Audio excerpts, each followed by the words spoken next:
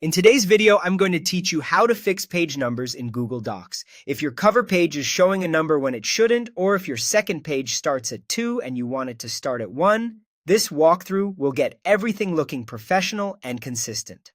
Start by opening your web browser and searching for Google Docs. Select the official Google Docs link so you land on the correct site. If you're prompted to sign in, go ahead and log in with your Google account so you can access your files. Once you're in, open the document you want to fix and let it fully load to avoid any lag when changing header or footer settings. Now go to the very first page of your document. Double-click directly in the header or footer area where the page number appears. This action opens the header and footer editing mode and should display a small menu or panel on the right with options specific to headers and footers. In that panel, look for the checkbox labeled Different First Page and turn it on. This tells Google Docs to treat the first page's header and footer separately, which is perfect for hiding numbering on a cover page. With that enabled, simply delete the page number from the first page's header or footer.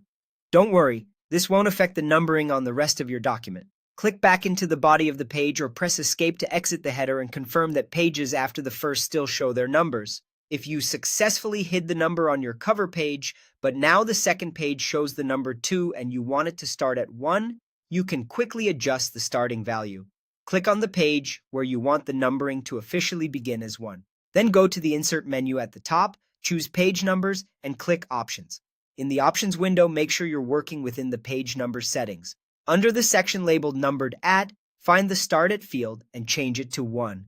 Click Apply to save your changes. Give your document a quick scroll to verify the results. The cover page should have no number, the next page should display 1, and the sequence should continue correctly from there. If anything still looks off, make sure your cursor was on the correct page before opening the options and confirm that Different First Page is checked only for the first page. And that's it. Your page numbers are now clean, clear, and exactly where they should be.